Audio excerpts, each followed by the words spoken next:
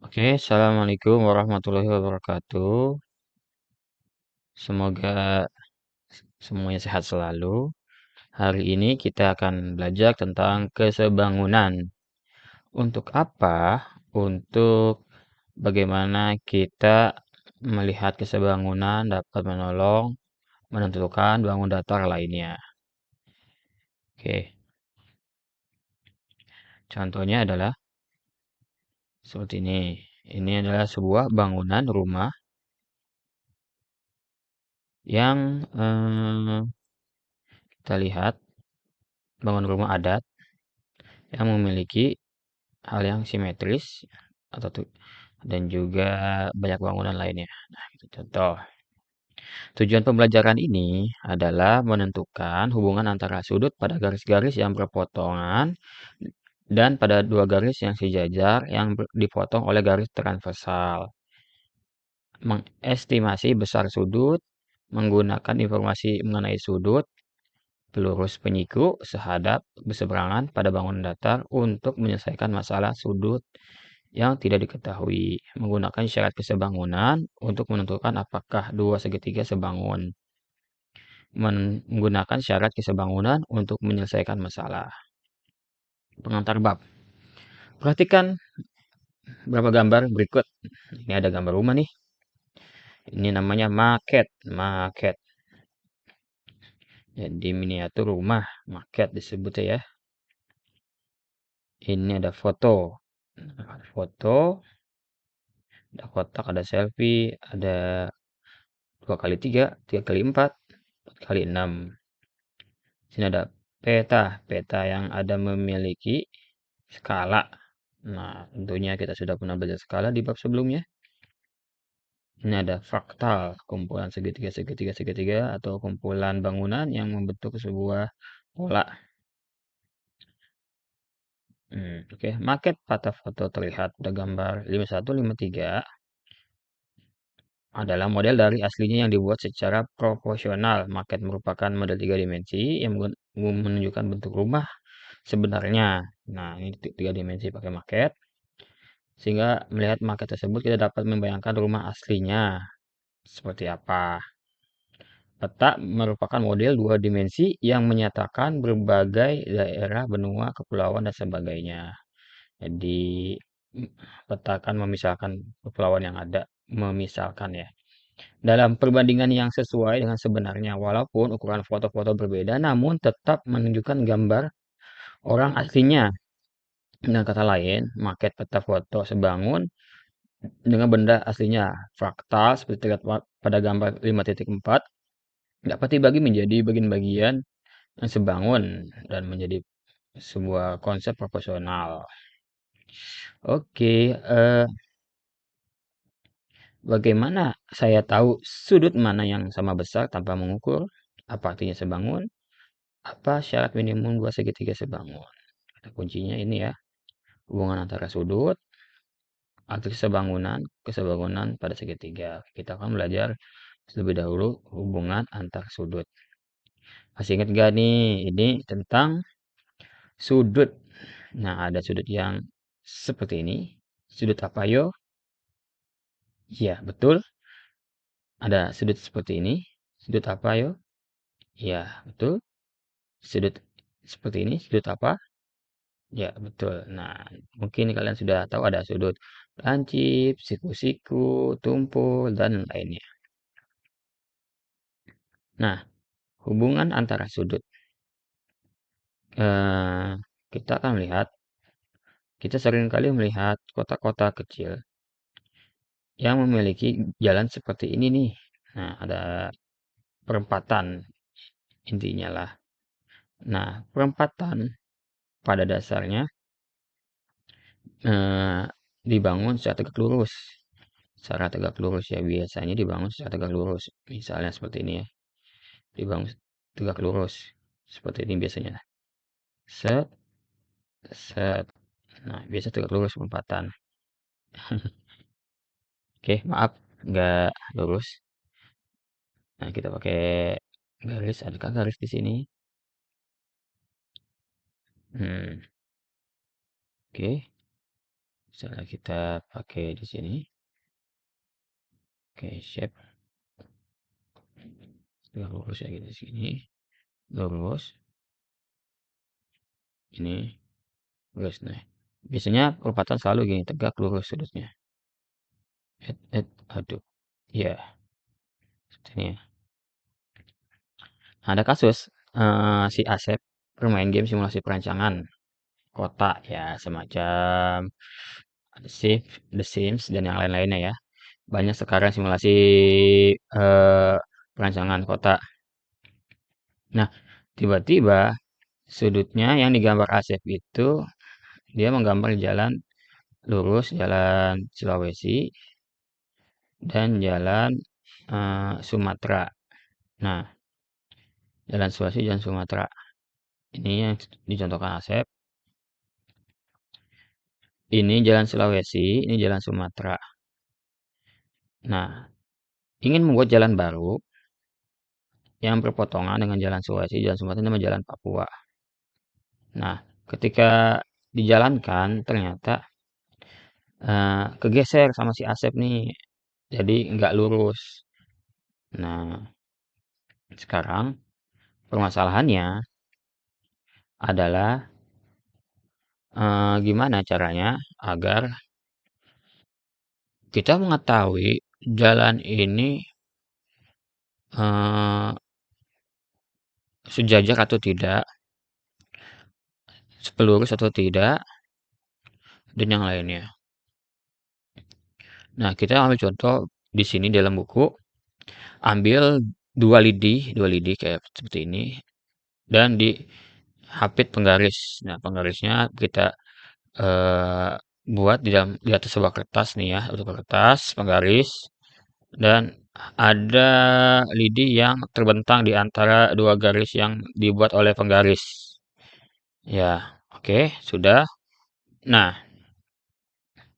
kita namakan dulu dari jalan Sulawesi kiri, Sulawesi kanan, itu ke jalan Papua dengan nama sudut-sudutnya ya. Namanya A, B. Nah, ini namakan dulu sudut-sudutnya ya. Nah, pada akhirnya kita akan melihat besaran-besaran sudut yang ada. Kita akan bertanya, apakah besaran sudut yang sama besar? Yang kedua, amatilah kedua sudut diukur oleh sudut yang sama besar. Nah, A dan B itu sudut yang karena sudut yang apa? A plus B jadi sudut apa? Kalau misalnya ditambah ya. Oke, ini kita akan refresh lagi pengetahuan kita bahwasanya sudut yang tegak lurus biasanya bernilai 90 derajat. Misalnya miring kayak gini, ini kemungkinan ada yang 50, ada yang 40. Nah, sudut yang pelurus, sudut yang lurus aja kayak gini, biasanya adalah dia memiliki sudut 180 derajat yang full. Nah, dan misalnya ada sudut lain yang memotong, ada yang 115, ada 65, tergantung bagaimana kita mengukur di busur derajat. Oke, nah contoh adalah seperti ini. Ada beberapa istilah yang perlu kita ketahui antara sudut. Ada bertolak belakang, dua garis sejajar, berpotongan dengan garis lain, hadap, dalam berseberangan, luar berseberangan, dalam sepihak, luar sepihak. Nah, kita perhatikan istilah-istilah ini ya. Karena biar kita paham bahwasanya sudut itu ketika ada dua sudut sejajar atau sebangun, kita akan mengerti bahwasanya ini gimana penyebutannya ya. Nah, oke, kita bahas eh, A dan delta. A dan delta. A dan Y atau delta ya. Nah, A dan Y ini disebut dengan bertolak belakang. A dan Y ini bertolak belakang. Ini si A ini dan si Y ini dia dalam sebuah bangunan bertolak belakang. Bertolak belakang. Terus terus Selanjutnya adalah sehadap. Sehadap itu antara A dan ini nih sehadap. Jadi dia itu memiliki satu arah sehadap. Sehadap ke sini, ke arah sini ya. Ini A ini ngadap sini dan ini sigma ya kalau salah namanya. Gue lupa. Ini menghadap sini. Jadi ini si A ini menghadap ke sini, si A ini menghadap sini jadi sehadap ya, disebut sehadap. Lanjut, eh, kita akan lihat ada nama istilahnya dalam berseberangan. Kita lihat ini dengan ini. Nah, dalam berseberangan, dalam tapi berseberangan. Nah, ini ya antara sudut Y dengan sudut E, Y dengan E. Nah, ini Y dengan E. Dia ada di dalam, tapi juga berseberangan. Nih, Y ini, Y, dan E ini, dia ada di dalam. Ini dalam, dalam,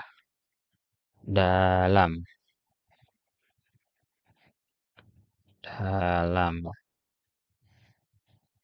Nah, ini ketika ada di garis ini dalam ya, dalam. Tapi dia ternyata dipotong oleh garis sejajar. Ini artinya berseberangan, berseberangan. Dia ini di sini berseberangan ya. Oke, seperti itu. Kemudian eh, kita akan lihat selanjutnya adalah hmm, dalam sepihak. Luar berseberangan ya. Luar berseberangan. A dengan kita luar berseberangan. Jadi jika yang ini adalah dalam, in, yang ini adalah luar, out. Adalah luar atau out, out. Sorry. Nah, jadi ya ini misalnya A dengan ini luar berseberangan ya, dia luar berseberangan. Kemudian sorry, di clear dulu. Ada namanya dalam sepihak dan luar sepihak. Dalam sepihak dan luar sepihak. Dalam sepihak ini dengan ini ya. Dan luar sepihak. A dengan theta. Luar sepihak.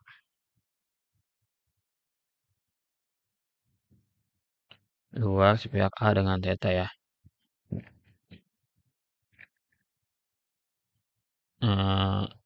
Luar sepihak, dalam sepihak.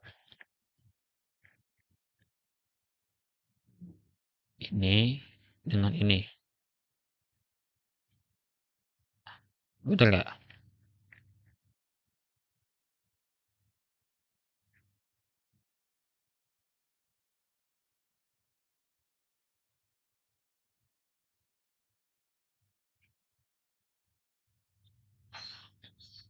Jadi kalau ini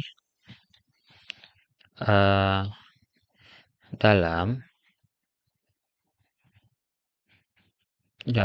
Y ini dengan ini dalam adanya di dalam sepihak. Sedangkan ini ada di luar sepihak ya. Yang dimaksud sepihak itu adalah dia memiliki apa ya? Oh ini nih. Dia memiliki kesamaan apa sih namanya? Kesamaan dalam sudutnya. Nah, intinya ini dengan ini sepihak, ini dengan ini sepihak. Ya, intinya dia memiliki kesamaan penghadapannya di sepihak. Seperti itu ya. Maaf, kamu clear nih. Oke, itu tentang sudut. Jadi ada bertolak belakang, sehadap, dalam berseberangan, luar berseberangan, dalam sepihak, luar sepihak.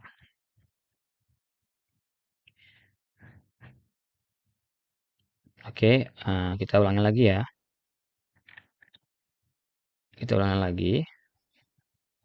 Ini ada namanya pertanyaan yang kita akan mengenal istilah dari bertolak belakang seperti apa, sehadap seperti apa, dalam seberangan seperti apa, luar berseberangan seperti apa, dalam sepihak seperti apa, luar sepihak seperti apa.